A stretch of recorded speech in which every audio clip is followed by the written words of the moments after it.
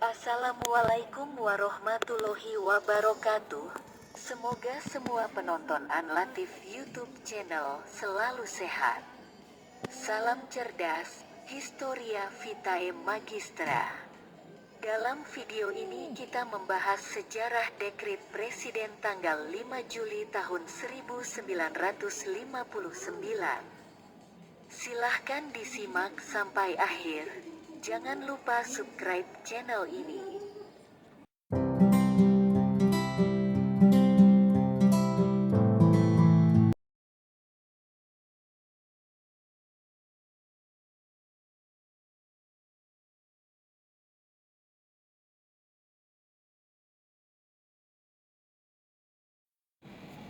Perang dingin antara Blok Timur, yang dipimpin Uni Soviet, dengan Blok Barat yang dipimpin Amerika Serikat, yang dimulai sejak pembagian wilayah Jerman membuat dua superpower berusaha memasukkan Indonesia ke dalam kelompoknya. Amerika Serikat ingin Indonesia masuk ke dalam Blok Barat, sementara Blok Timur ingin Indonesia masuk ke dalam Blok Timur. Perbedaan ideologi yang tajam antar organisasi pergerakan nasional. Sejak era pergerakan nasional, makin keras setelah Indonesia lepas dari kekuasaan Belanda, di mana tiap partai politik yang berbeda ideologi menginginkan kekuasaan di pemerintahan Indonesia yang baru dibentuk.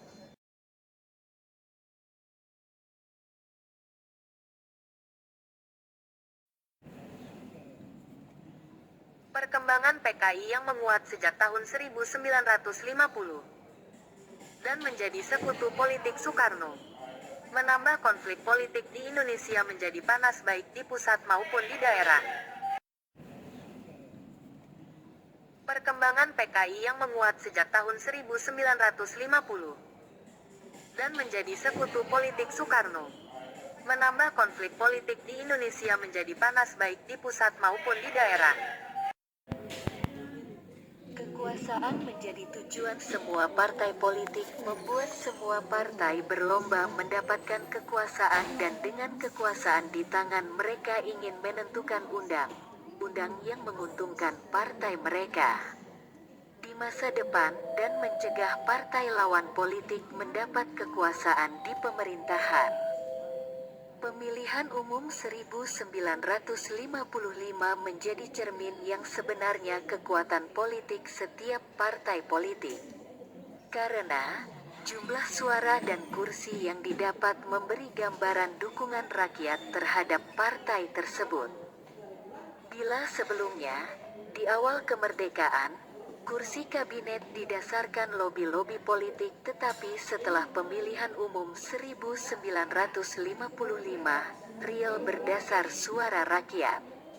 Setelah pemilu 1955, melihat hasil pemilu, terdapat 4 partai besar yaitu PNI, Masyumi, NU dan PKI. Presiden Soekarno menginginkan dibentuknya Kabinet Kaki 4, yaitu kabinet yang melibatkan 4 partai politik pemenang pemilu teratas, yaitu PNI, Masyumi, NU dan PKI, dengan tujuan agar terjadi kestabilan politik di Indonesia.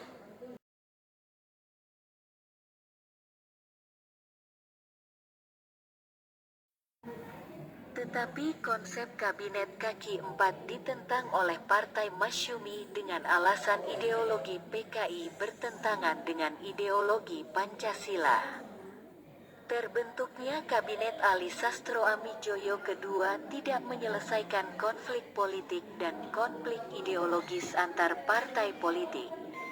Di sisi lain, pemerintah daerah yang menuntut anggaran pembangunan yang lebih besar tetapi tidak dikabulkan oleh pemerintah pusat, membuat pemerintah daerah tidak puas, menjadi oposisi terhadap pemerintah pusat. Apalagi ketika pemerintah pusat mengadakan proyek mercusuar.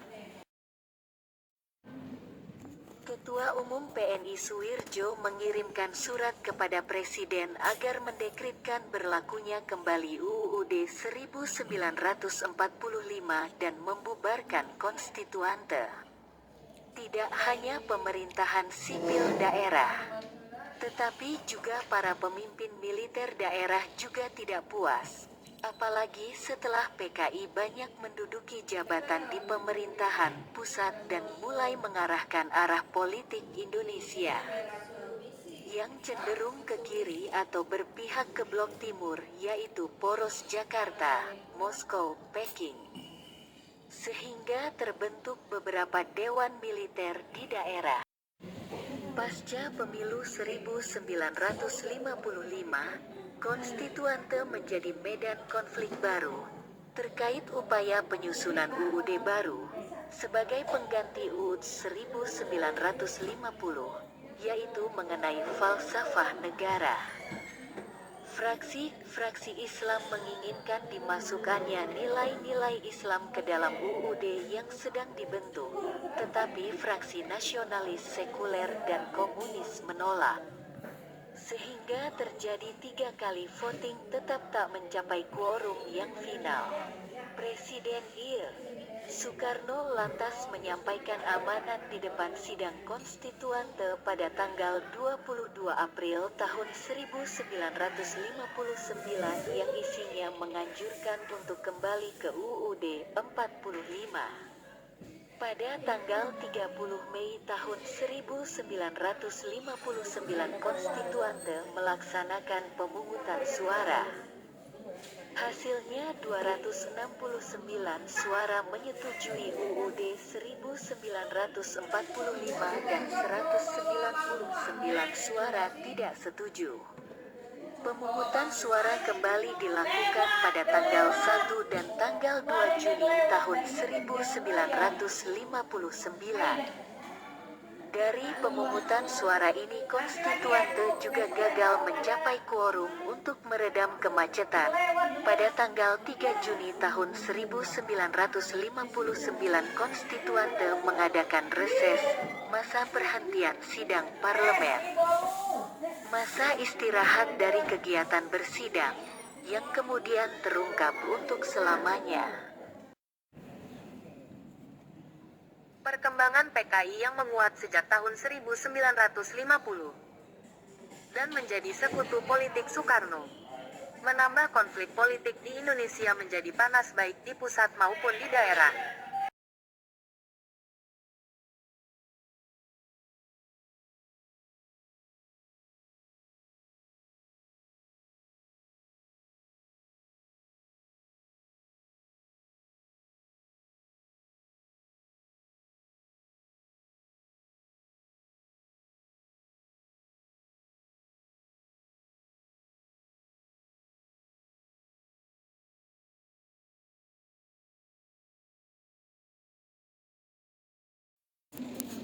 Isi dekret Presiden tanggal 5 Juli tahun 1959 1. Pembubaran Konstituante 2. Berlakunya kembali UUD 1945 dan tidak berlakunya UUD 1950. 3. Pembentukan Majelis Permusyawaratan Rakyat Sementara MPRS dan Dewan Pertimbangan Agung Sementara DPAS.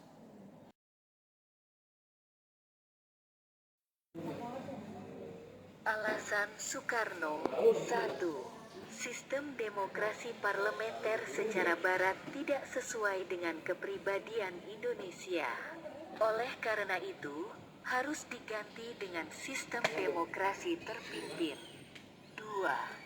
Untuk pelaksanaan sistem demokrasi terpimpin perlu dibentuk suatu kabinet gotong royong yang anggotanya terdiri atas semua partai dan organisasi berdasarkan perimbangan kekuatan yang ada dalam masyarakat. 3. Pembentukan Dewan Nasional yang terdiri atas golongan-golongan fungsional dalam masyarakat dengan tugas untuk memberi nasihat pada kabinet, baik diminta ataupun tidak.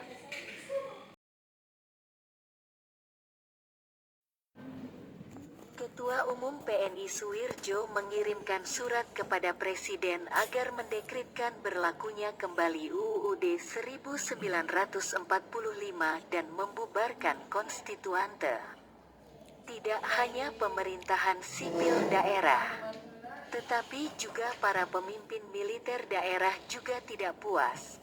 Apalagi setelah PKI banyak menduduki jabatan di pemerintahan pusat dan mulai mengarahkan arah politik Indonesia yang cenderung ke kiri atau berpihak ke blok timur, yaitu poros Jakarta, Moskow, Peking.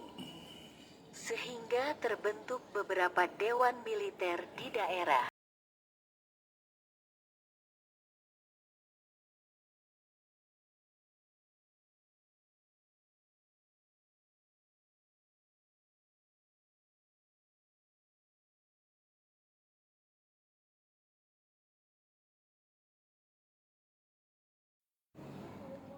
Dekrit Presiden tanggal 5 Juli tahun 1959 menimbulkan pro dan kontra. Dekrit Presiden tanggal 5 Juli tahun 1959 mendapat dukungan dari Kepala Staf Angkatan Darat memerintahkan kepada segenap anggota TNI untuk melaksanakan dan mengamankan dekrit tersebut. Mahkamah Agung membenarkan dekrit tersebut. DPR dalam sidangnya pada tanggal 22 Juli tahun 1959 secara aklamasi menyatakan kesediaannya untuk terus bekerja dengan berpedoman kepada UUD 1945. Dua partai besar pada masa itu, yakni PKI dan PNI, menerima dan setuju atas usulan dari Ir. Soekarno. Dekrit Presiden Soekarno didukung jenderal-jenderal sekuler dan para tokoh partai kiri seperti PKI, karena memberi tempat ke Partai Komunis Indonesia untuk menata dan menyusun kekuatan politik. Setelah kegagalan kudeta 1948 di Madiun, bagi Soekarno, dekrit menjadi pintu masuk kekuasaan, yaitu sebagai kepala negara sekaligus kepala pemerintahan sesuai Undang-Undang Dasar 1945. Namun, tujuan dekrit presiden untuk menyelesaikan masalah, malah menimbulkan masalah baru, yaitu ketika Soekarno mewujudkan prinsip Nasakom atau Marhaenismenya. Soekarno membentuk Dewan Perwakilan Rakyat Gotong Royong, MPR sementara dan Dewan Pertimbangan Agung sementara yang tentu saja diisi oleh orang-orang yang pro Soekarno. Namun dalam pelaksanaannya, sistem demokrasi terpimpin ditandai dengan pemusatan kekuasaan pada satu tangan, yakni presiden sebagai kekuasaan eksekutif. Penolakan terhadap dekrit Presiden tanggal 5 Juli tahun 1959 berasal dari elit Partai Masyumi, Partai Sosialis Indonesia dan Partai Murba, partai yang beraliran komunis nasionalis. Alasan penolakan pihak dari Partai Masyumi yang menolak merasa khawatir apabila UUD 1945 kembali diberlakukan, maka demokrasi terpimpin juga akan diterapkan. Para penentang ide dekrit presiden, konsepsi presiden, demokrasi terpimpin dan Nasakom ditekan dengan cara dibubarkan, seperti terhadap Partai Masyumi, Partai Sosialis Indonesia, Partai Murba. Sehingga, dekrit presiden hanya menaikkan posisi Soekarno dari tukang stempel ke posisi nomor 1 Indonesia. Namun masalah-masalah lain tetap menimbulkan masalah dan tidak terpecahkan. Hingga jatuhnya Soekarno dari kekuasaan.